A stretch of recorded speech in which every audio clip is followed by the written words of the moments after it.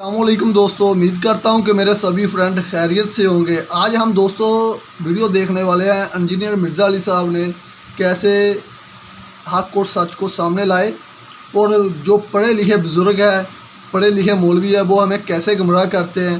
ذرا سوچئے گا اس ویڈیو کو دیکھنے کے بعد کیا کیا باتیں کرتے ہیں۔ نبی پاک صلی اللہ علیہ وآلہ وسلم کی سنت کے خلاف بھی یہ باتیں کرتے ہیں۔ آپ بھی اس ویڈیو کو دیکھیں اور ہم بھی دیکھتے ہیں، آپ بھی سوچئے گا اور ہم بھی سوچیں گے۔ ویڈیو سٹارٹ کرتے ہیں۔ تقوی اور نیکوکاری یہ سمجھتے ہو کہ یہ حرکتیں کرو گے؟ پھر آپ فرماتے ہیں کہ حضرت نے مجھے سیر و سیاحت کا حکم دیا۔ کہتے ہیں میں ایک شہر میں پہنچا تو کہ حکم یہ ہے صوفیاء کو کہ تم جس شہر میں بھی جاؤ نا، پہلے جا کے پوچھو یہاں کوئی اللہ والا ہے، اگر ہے تو اس کی زیارت کرو، اگر نہیں تو پھر پوچھو یہاں کسی اللہ والے کا مزار ہے تو پھر وہاں جا کے سلام پیش کرو، اس کے بعد جو کرنا ہے سو کرو۔ تو آپ فرماتے ہیں میں نے جاتے سب سے پہلے یہی سوال کیا، میں نے کہا بھائی یہاں کوئی مرد ہے کوئی؟ تو لوگوں نے کہا بھائی یہاں تو نہیں ہے، یہ جو سامنے آپ پہاڑ دیکھ رہے ہیں اس کے اوپر ایک غار ہے، وہاں ایک مرد ہے، ذرا مشقت ہے جاؤ۔ بابا صاحب فرماتے ہیں میں نے بڑی مشقت اٹھائی اور میں گیا پہاڑ۔ آپ فرماتے ہیں جب غار کے منہ پہ پہنچا نا تو وہاں جا کے کیا دیکھا کہ ایک ٹانگ ہے جو گھٹنے سے کٹی پڑی ہے غار کے منہ پہ اور خشک ہو گئی ہے، گوشت اور پوست نہیں کوئی بھی اس میں، خشک بالکل ہڈی پڑی ہے۔ فرماتے ہیں میں بڑا گھبرایا، بھائی یہ کیا ہے؟ کہتے ہیں خیر میں اندر گیا، جا کر حضرت کی قدم بوسی کی، جو کچھ پوچھنا تھا حضرت سے پوچھا، حضرت نے عنایت فرمایا۔ کہتے جب میں جانے لگا تو سنت ہے اپنے مہمان کو دروازے تک رخصت کرنے جانا۔ کہتے جب میں نکل آنا تو حضرت بھی اٹھے مجھے غار کے منہ تک چھوڑنے جانے کے لیے۔ کہتے جب حضرت اٹھے تو پھر دیکھا کہ حضرت کی بھی دائیں ٹانگ کوئی نہیں۔ کہتے میرے دل میں خیال آیا ایک ٹانگ باہر کٹی پڑی ہے، حضرت کی بھی کوئی نہیں، تو کہیں کوئی ایک ہی تو نہیں بات؟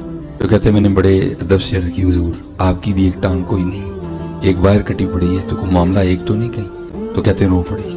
کہتے ہیں فرید میں یہاں عبادت کر رہا تھا، ریاضت کر رہا تھا قرب پانے کے لیے۔ تو حضرت جی چیک تو کرتے ہیں نا یعنی جو ہے کہ نہیں ہوئے گا، چیک تو کیا جاتا ہے نا، پھر باتیں بنتی ہیں، ابھی تو نہیں بن جاتی۔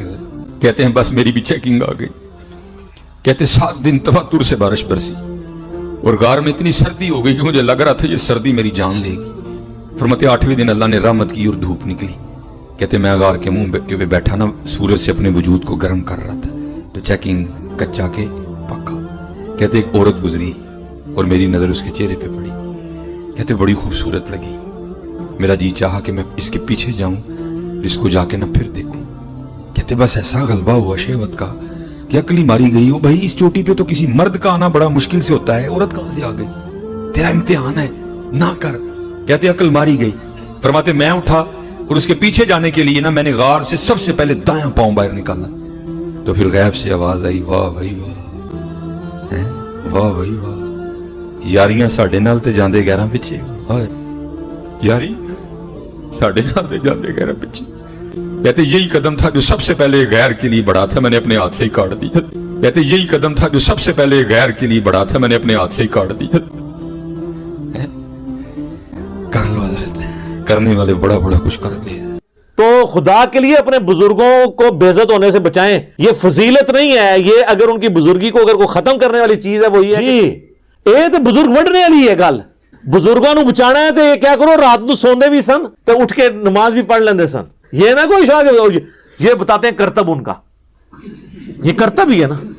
پھر بخاری مسلم میں وہ حدیث ہے جو 3 اصحاب غیر موجودگی میں نبی الاسلام کی ازواج کے پاس پردے میں آ کے حضور کے معاملات پوچھتے ہیں۔ وہ نبی الاسلام تو ایک نارمل زندگی گزار رہے تھے، آپ رات کو سوتے بھی تھے، آپ نفلی روزہ رکھتے بھی تھے، نہیں بھی رکھتے تھے۔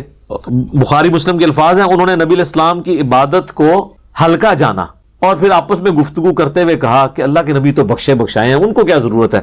ایک نے کہا کہ میں پوری زندگی شادی نہیں کروں گا، صرف اللہ اللہ کروں گا۔ دوسرے نے کہا کہ میں روزانہ روزہ رکھوں گا، اور تیسرے نے کہا کہ میں روزانہ پوری رات جاگا کروں گا۔ یہ باتیں کر کے وہ وہاں پہ گئے تو نبی الاسلام کی زوجہ محترمہ جو تھی انہوں نے سن لیا، اور جب حضور واپس آئے تو انہوں نے کہا کہ جی وہ آپ کے چیتے آئے تھے یہ دعوے کر کے گئے ہیں۔ حضور نے کہا بلاؤ ان کو۔ بخاری مسلم کے الفاظ ہیں، بلایا گیا، آپ فرمایا اللہ کی قسم میں تم سے زیادہ اللہ کا تقوی رکھتا ہوں۔ یہ پہلا جملہ یہ چھکا تھا کہ تم تقوی اور نیکوکاری یہ سمجھتے ہو کہ یہ حرکتیں کرو گے، اور مجھ سے زیادہ کوئی نیک ہو سکتا ہے؟ میں اللہ کا پیغمبر ہوں، میں تم سے زیادہ اللہ کا تقوی رکھتا ہوں، میں نفلی روزے رکھتا بھی ہوں، چھوڑ بھی دیتا ہوں، میں رات کو آرام بھی کرتا ہوں اور اٹھ کے نماز بھی پڑھتا ہوں۔ یعنی ایک نارمل لائف گزار رہا ہوں, اور میں نے بیویاں بھی رکھی ہوئی ہیں, نکاح کیے ہوئے ہیں. پھر آپ نے فرمایا فمن رغب عن سنتی, جس نے میری سنت کو چھوڑ دیا. فمن رغب عن سنتی, جس نے میرے طریقے کو چھوڑ دیا, یعنی میرے طریقے میں تینوں چیزیں کہ نکاح کرنا چھوڑ دیا, یا اس نے روزانہ جاگنا شروع کر دیا, عشاء کے وضو سے 40 سال تک فجر پڑھنی شروع کر دی. سیدنا غوث اعظم فرماتے ہیں میں نے 40 سال عشاء کے وضو سے فجر پڑھی. کتنا عرصہ؟ مادرزاد, اور ہم فرض نہیں پڑھتے, سنتیں بہت سے لوگ نہیں پڑھتے, واجب کتنے نہیں پڑھتے. وہ روزانہ کتنی عبادت کر رہے ہیں. عشاء کے لیے وضو کیا, ساری رات عبادت میں گزاری, صبح فجر ہو گئی. 40 سال.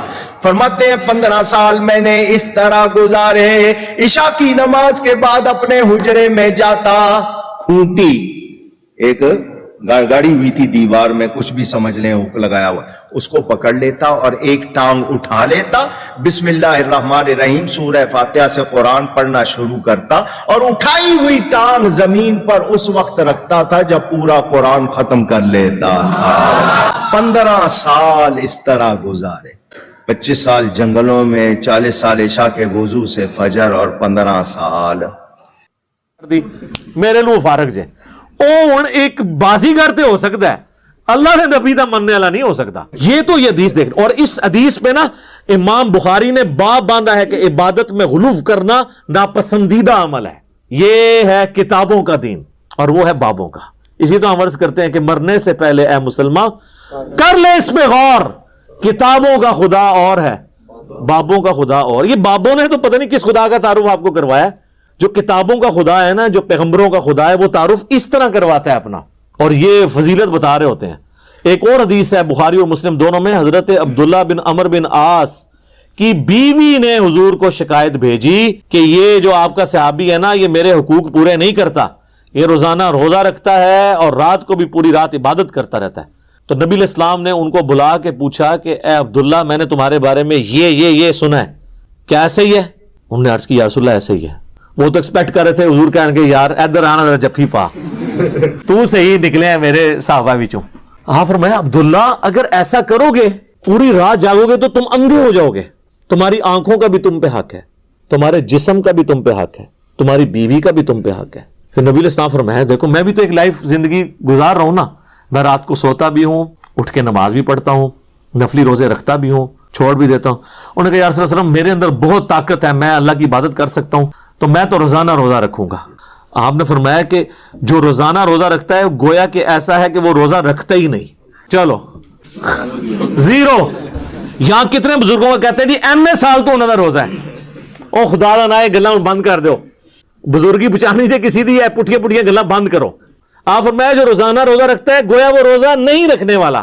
پھر آپ نے فرمایا کہ مہینے میں 3 روزے رکھ لو, یہ گویا ایسا ہے کہ تم ہمیشہ روزے رکھتے ہو. ان کا یا رسول اللہ میرے میں اس سے زیادہ طاقت ہے. پھر حضور نے اور بڑھائے کرتے کرتے آپ نے آخر میں فرمایا کہ بس اتنی اجازت ہے کہ ایک دن روزہ رکھو ایک دن نہ رکھو, یہ داودی روزے ہیں, اس سے زیادہ میں تمہیں اجازت نہیں دوں گا.